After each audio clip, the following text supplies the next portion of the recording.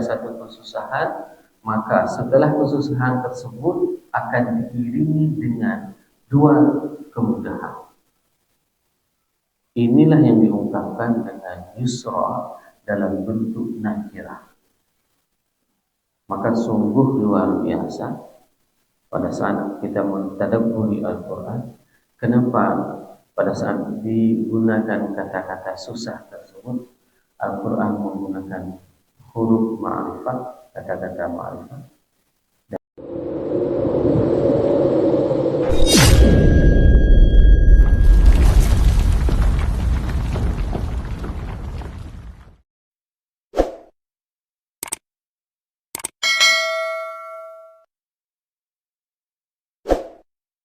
خصنا بكتاب أنزل وأكرمنا بنبي مرسل والحمد لله الذي بنعمته تتم الصالحات وبحقه تتحقق المقاصد والغايات. أشهد أن لا إله إلا الله له دعوة الحق حرص عليها وأوجب تبشيرها وتقوم أمتي يدعون إلى الخير ويأمرون بالمعروف وينهون عن المنكر وأولئك هم المفلحون. وأشهد أن محمدا عبده ورسوله بلغ الرسالة وأدى الأمانة ونصح الأمة وكشف الأمة حتى أتانا اليقين ليلها كنهارها لا يزيغ عنها إلا هالك. اللهم صل وسلم وبارك وأنعم على حبيبنا وشفيعنا وزخرنا ومولانا محمد وعلى أزواجه أمهات المؤمنين وذرياته وآل بيته وأصحابه أجمعين. اللهم صل على روح سيدنا محمد في الأرواح وعلى جسده في الأجساد وعلى قبره في القبور وعلى آله وأصحابه أجمعين. وجزى الله عنا سيدنا محمد صلى الله عليه وسلم وما هو أهله. رب اشرح لي صدري ويسر لي أمري واحلل عقدة من لساني يفقهوا قولي. أما بعد. Asatiz yang saya muliakan, ayah-bunda yang saya cintai, Bapak Ibu jemaah salat subuh yang dirahmati Allah, marilah senantiasa kita panjatkan puji dan syukur kepada Allah yang telah memberikan nikmat iman kepada kita sehingga kita dapat melaksanakan salat subuh berjamaah. Allah berikan kepada kita kesehatan, Allah berikan kepada kita nikmat Islam. Kesemua nikmat itu merupakan nikmat yang harus kita syukuri. Semoga dengan duduknya kita beriktikaf di tempat yang penuh dengan kemuliaan ini menjadi amal saleh yang akan dapat memperberat mizan kita nanti di hari akhirat. Selawat dan salam mari sama-sama kita panjatkan kepada junjungan kita Nabi besar Muhammad sallallahu alaihi wasallam yang telah mengajarkan kepada kita segala aspek tatanan kehidupan. Ini merupakan salah satu nikmat di mana Allah memuliakan kita dengan diutusnya baginda Rasulullah sallallahu alaihi wasallam, dan Allah mengirim kepada kita petunjuk yang dibawakan oleh baginda Rasulullah sallallahu alaihi wasallam, sehingga siapapun yang mengikuti apa yang diperintahkan oleh baginda Rasulullah sallallahu alaihi wasallam, maka mereka tidak akan pernah tersesat walaupun berjalan di kegelapan malam. Itulah indahnya pedoman hidup, itulah indahnya hidayah. Semoga jemaah yang berhadir pada subuh yang berbahagia ini merupakan di antara umat Nabi Muhammad SAW yang akan diberikan syafaat oleh baginda Rasulullah SAW dan akan disuguhkan air dari telaga kuasa dari tangan tersebut. Allahumma amin. Bapak Ibu jemaah yang dirahmati Allah, pada ayat pertemuan sebelumnya kita telah membahas tentang ayat 4 di mana Allah berfirman dalam surat Asy-Syarh, warfa'na laka dzikrak, di mana Allah meninggikan kedudukan dan derajat Nabi Muhammad sallallahu alaihi wasallam. Rasulullah sallallahu alaihi wasallam meninggikan derajatnya pada saat disebutkan nama Allah, maka nama yang disanding dengan nama Allah tersebut adalah nama Nabi Muhammad sallallahu alaihi wasallam. Pada saat kita mengucapkan asyhadu an la ilaha illallah, maka tidak ada nabi yang lain yang disandingkan kesaksiannya kepada Allah kecuali Nabi Muhammad sallallahu alaihi wasallam. kemuliaan baginda Rasulullah SAW. Allah tidak pernah memanggil Nabi Muhammad di dalam Al-Quran dengan panggilan nama. Pada saat Allah memanggil Nabi Adam, maka Allah memanggilnya dengan namanya. Ya Adam uskun anta wa zawjukal jannah. Wahai Adam, tinggallah engkau bersama istrimu di dalam surga. Begitu juga pada saat Allah memanggil Nabi Nuh, maka pada saat itu Allah memanggil dengan namanya. Ya Nuh, innahu laysa min ahli. Pada saat Nabi Nuh diperingati oleh Allah, dan Allah memanggil Nabi Nuh dengan namanya, yaitu Ya Nuh, sesungguhnya anakmu itu bukan dari golongan. Hal yang sama terjadi kepada nabi-nabi yang lain. Nabi Nuh, Nabi Ibrahim, Nabi Musa, Nabi Isa. Namun tidak dengan Nabi Muhammad SAW. Pada saat Allah memanggil Nabi Muhammad ataupun memanggil dengan namanya, tapi Allah menyandingkan dengan predikatnya sebagai Rasul. Muhammad Rasulullah walladzina ma'ahu asyidda'u 'alal kuffar wa ma Muhammadun aba ahadin min rijalikum. Inilah keistimewaan Rasulullah SAW. Allah meninggikan derajatnya, wa rafa'na laka dzikra. Allah meninggikan derajat panggilan sebutan Nabi Muhammad SAW. Apa yang membuat kita untuk tidak mau memanggil Nabi Muhammad? Karena nanti di hari akhirat kita semua akan memanggil beliau, wahai Rasulullah, berikanlah syafaat kepada aku, wahai Rasulullah, berikanlah syafaat kepada anak turunaku, wahai Rasulullah. Kita semua akan memanggil. Nah, alangkah lebih indahnya kalau seandainya kita sudah memanggil namanya mulai sejak di dunia ini, yaitu dengan berselawat kepada baginda Rasulullah SAW. Bapak Ibu jemaah yang dirahmati Allah, pada subuh yang berbahagia ini kita masih melanjutkan tafsir Ibnu Asyur At-Tahrir ini pada ayat yang kelima dan ayat yang keenam, di mana Allah berfirman, A'udzubillahi minasyaitonir rajim. Bismillahirrahmanirrahim. Fa inna ma'al usri yusra, inna ma'al usri yusra. Di sini Allah menyebutkan sesungguhnya setelah kesusahan ada kemudahan, dan sesungguhnya setelah adanya kesusahan maka ada kemudahan. Fa di sini itu disebut juga dengan bahwasanya dengan fa istifham dan taqrir. Iza alimta hada wa taqarrara ta'lam anna yusra musahibatun lil usr. Bahwasanya sesungguhnya ketahuilah pada saat sebuah kesusahan, di mana dikatakan dengan sebuah kesusahan, dikarenakan di sini diungkapkan dengan kata-kata huruf ma'rifah, ada alif lamnya. Al-usr ini merupakan ma'rifah, dan ma'rifah itu diketahui, di mana para mufassirin semua mengatakan bahwasanya sebagaimana dalam tafsir Ibnu Abbas, bahwasanya beliau mengatakan al-usr itu adalah satu kesusahan. Maka yakinilah setiap ada satu kesusahan, maka setelah kesusahan tersebut akan diiringi dengan dua kemudahan. Inilah yang diungkapkan dengan yusra dalam bentuk nakirah. Maka sungguh luar biasa pada saat kita mentadabburi Al-Quran, kenapa pada saat digunakan kata-kata susah tersebut Al-Quran menggunakan huruf ma'rifah, kata-kata ma'rifah, dan pada saat mengatakan kemudahan Allah menggunakan dengan nakirah. Karena kita tidak tahu kesusahan yang kita alami hari ini itu akan datang dengan kemudahan yang lain. Kemudahan ini diungkapkan dalam bentuk nakirah, dalam bentuk yang tidak diketahui. Bisa saja kita hari ini susah, pendapatan kita tidak cukup. Tapi Allah berikan kepada kita kemudahan, dan kemudahan itu mungkin tidak ada hubungannya dengan pendapatan, tapi berhubungan erat kesenangan dan kebahagiaan yang akan kita alami. Berapa banyak di antara orang pada saatnya tidak mempunyai pendapatan, tapi Allah berikan kepada dia kesehatan. Ini kemudahan yang paling baik.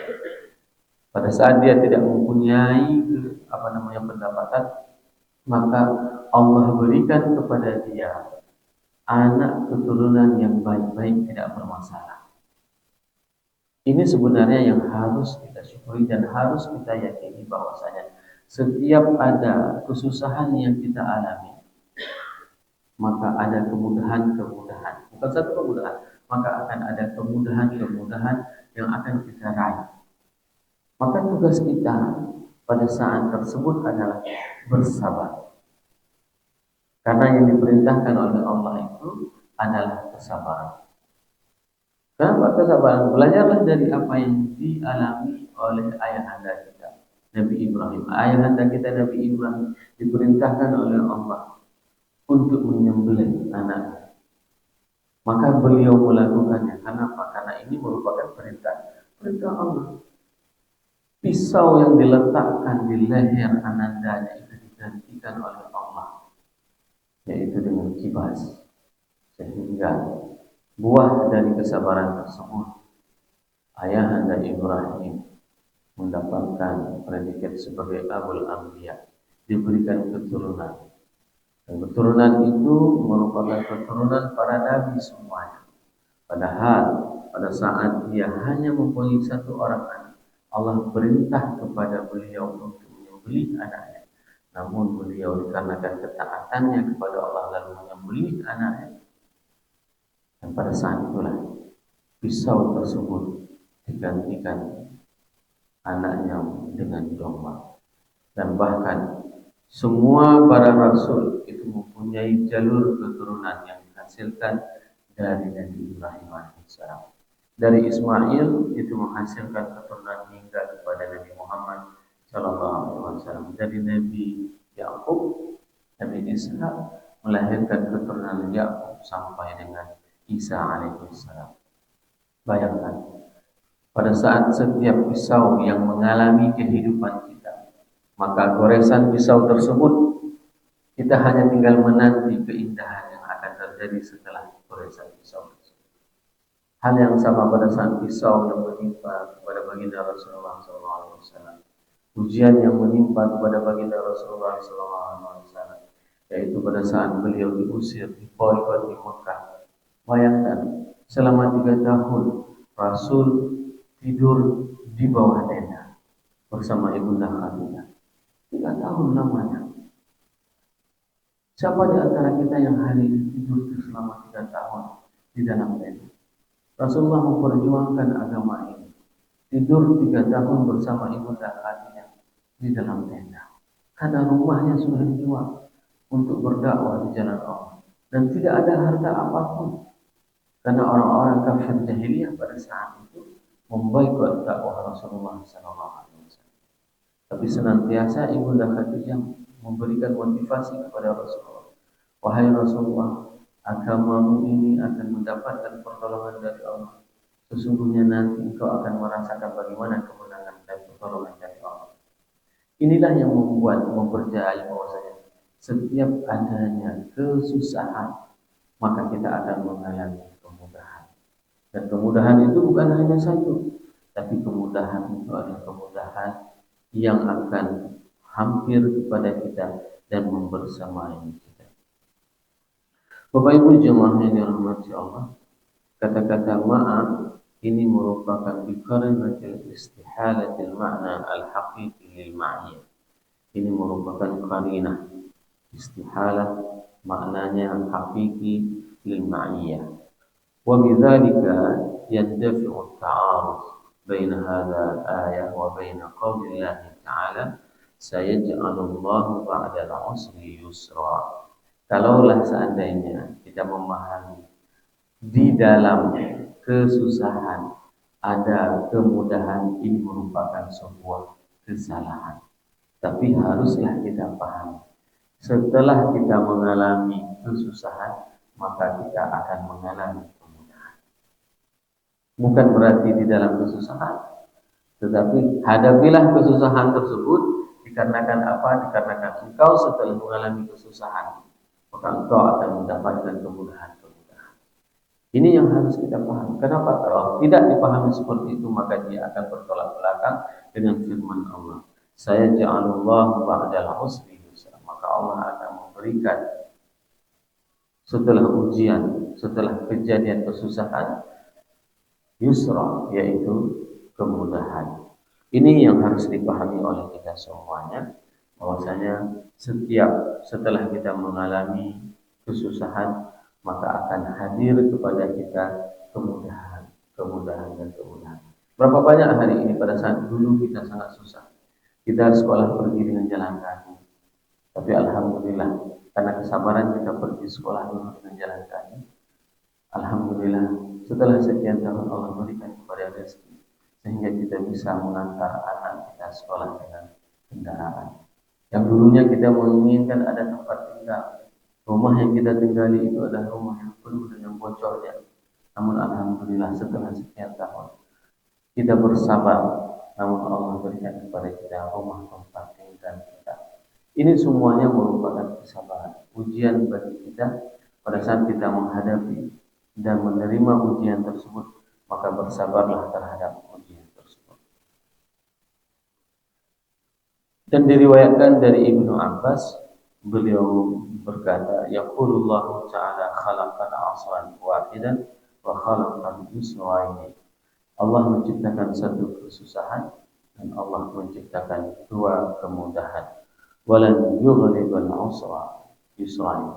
Dan tidak akan mungkin satu kesusahan tersebut akan mengalahkan dua kemudahan. Di sini ditanamkan kepada kita Bapak Ibu jemaah yang dirahmati Allah. Setiap kesusahan yang kita alami, yakinilah di dalam hati kita, di dalam jiwa kita, imanilah bahwasanya ini merupakan ujian dari Allah. Karena Allah ingin memberikan kebaikan, kemudahan dan kebaikan-kebaikan lainnya kepada kita setelah kita mengalami dan menjalani ujian kesusahan tersebut. Wa minal mufassirin man ja'ala al-yusra fil jumlatil awal al-yusra dunya. Di sini Allah mengungkapkan ada dua yusra, yaitu ada dua kemudahan. Fa inna ma'al usri yusra, yaitu setelah kesusahan di dunia, maka Allah akan memberikan kemudahan di dunia.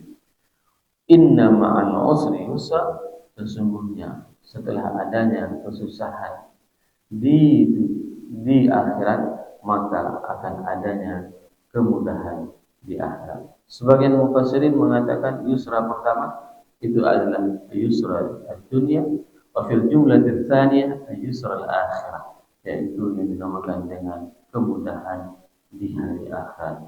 Wa uslub kalam al-arabi la yusa'id alaihi, dan sedangkan di dalam uslub orang-orang Arab, gaya bahasa orang Arab tidaklah demikian. Bapak Ibu jemaah yang dirahmati Allah, wa min al-muqarrar anna al-maqsud min ta'kid al-jumlah fi mithlihi wa huwa ta'kid al-hukm alladhi tadammana bihi khabar. Dan maksud yang diinginkan dari ayat tersebut itu adalah ta'kidul hukm, dan meyakini sebuah hukum alladzi tadammana minhu khabar, yang dikandungi dalam berita tersebut. Ini yang harus kita pahami dan harus kita yakini bahwasanya kalau seandainya Allah mengatakan bahwasanya ada kandungan hukum di dalam ayat ini, apa hukumnya? Hukum kesusahan. Itu pasti akan datang satu kesusahan, dan hukumnya itu pasti akan datang dua kemudahan.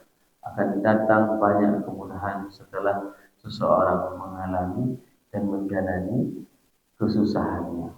Ini merupakan salah satu di antara apa yang harus kita pahami. Dikarenakan kesusahan-kesusahan yang kita alami di dunia ini terkadang itu tidak Allah berikan di dunia secara langsung. Berapa banyak yang hal seperti ini. Pada saat seseorang hidup di dunia, seakan-akan dia tidak akan pernah hidup bahagia. Kenapa? Karena kita menilai kesusahan dia itu dengan secara materi. Kita melihat ada orang yang kehidupannya hanya dengan bekerjaan sebagai penyapu jalan. Seakan-akan kita melihat orang tersebut adalah orang yang tidak bahagia. Padahal kehidupannya sangat bahagia. Dan bahkan saya pada saat melihat ada antara saudara-saudara kita pada saat kita pergi ke masjid seperti ini, mereka sudah berjibaku dengan pekerjaannya bahkan kendati sebelum azan berkumandang. Coba bayangkan bagaimana kehidupan mereka. Ibu-ibu yang menyapu jalan. Maka apa yang perlu kita lakukan pada saat kita melihat saudara-saudara kita seperti ini? Doakan. Doakan mereka agar mereka mendapatkan kebahagiaan dunia ini juga setelah mereka menderita dengan pekerjaan yang mereka lakukan. Tidak mungkin orang yang menyapu jalan itu adalah keponakannya wali kota. Tidak mungkin orang yang menyapu jalan itu adalah orang-orang yang tulus saudaranya yang hebat. Mereka itu adalah orang-orang yang tulus bekerja. Mereka itu adalah orang-orang yang memang tidak mempunyai pekerjaan lainnya sehingga mereka harus melakukan pekerjaan tersebut. Maka syukurilah terhadap nikmat yang Allah berikan kepada kita hari ini. Sebesar apapun ujian yang kita alami, itu tidak seberat yang dirasakan oleh saudara-saudara kita di luar. Sebesar apapun ujian dan cobaan yang kita alami, kesusahan apapun yang kita alami hari ini, tidak seperti yang dialami oleh saudara-saudara kita di Gaza. Saudara-saudara kita di Gaza, mereka sampai dengan hari ini tidak mempunyai tempat tinggal. Dan bahkan pada saat para NGO mendatangi mereka dan meminta kepada mereka untuk keluar dari Gaza, mereka tidak mau. Kenapa mereka tidak mau? Dikarenakan mereka ingin syahid. Kalau tidak lagi mereka berada di situ, maka tidak berlaku lagi hukum syahid yang disampaikan oleh Allah. Wala taqulu liman yuqtalu fi sabilillahi amwat bal ahya. Maka jangan engkau katakan kepada orang-orang yang syahid itu adalah orang-orang yang mati. Akan tetapi mereka itu adalah hidup. Hidupnya mereka, indahnya kehidupan mereka itu sebagaimana yang sering saya sampaikan. Abdullah bin Haram merupakan salah seorang yang syahid di dalam perang Uhud. Pada saat Allah menanyakan kepada Abdullah bin Haram, apa permintaanmu wahai Abdullah bin Haram? Maka Abdullah bin Haram yang sudah dipotong hidungnya, dicongkel matanya, bagaimana rasanya sakit? Tapi dikarenakan kesabaran dia diperlakukan oleh orang-orang kafir seperti itu, maka dia diberikan kesempatan untuk bertemu dengan Allah. Kifahan tanpa ada tirai. Seluruh orang-orang yang syahid di jalan Allah, mereka akan dipertemukan dengan Allah dan berdialog langsung dengan Allah. Tapi ada tirai di hadapan mereka, tidak dengan Abdullah bin Haram. Abdullah bin Haram seorang yang tua ingin membela agama Allah dan berjuang dalam peperangan Uhud sehingga Abdullah bin Haram syahid dalam medan peperangan tersebut. Maka jangan pernah mengeluh terhadap ujian yang kita alami. Apalagi ujian itu hanyalah berbentuk cemekam, hanya berbentuk luka di kaki kita. Apalah artinya? Dengan hanya cemekam kita tidak mau pergi ke masjid untuk salat berjamaah. Lihat bagaimana para sahabat mereka mempunyai luka yang sangat luar biasa. Diajak berperang, mereka pergi langsung berperang. Bahkan mereka belum membersihkan luka-luka mereka. Semoga kita mentadabburi dua ayat ini sehingga dengan adanya musibah yang kita alami, terlebih hari ini adalah hari terjadi musibah terbesar bagi masyarakat nanti. Di pukul 8 nanti, 20 tahun yang lalu, orang yang mempunyai harta yang sudah dikumpulkan yang puluhan tahun, harta tersebut hilang dalam seketika. Dan saya malam semalam itu masih berada di Bandar Aceh. Malam semalam itu saya masih berada di Bandar Aceh. Dan tengah malam dini hari baru sampai ke semua. Kalaulah seandainya Allah tidak menggerakkan saya, maka saya akan tidur di kayu malam. Dan seluruh saya meninggal dunia beserta keluarganya, kecuali anaknya. Anaknya yang umur 3 tahun itu diselamatkan oleh ayah, dinaikkan ke atas pohon kelapa. Sekarang dia sudah menikah dan sedang bekerja di perusahaan di luar negeri.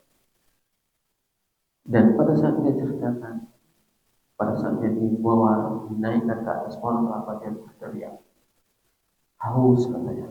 Ada orang yang menyelamatkannya di bawah itu, Setiap dia minta sesuatu permintaan maka akan datang permintaan. Haus lewat air mineral, lapar lewat roti. Dari mana roti bisa hadir di tengah laut yang sangat dalam? Itu terjadi di hari 20 tahun yang lalu.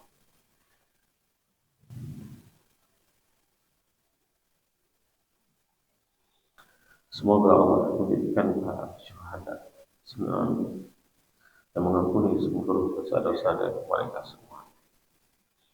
Semoga apa yang saya sampaikan ini bermanfaat kepada diri saya dan kepada Allah. Allahumma hamdi. Asyhadu an la ilaha illa anta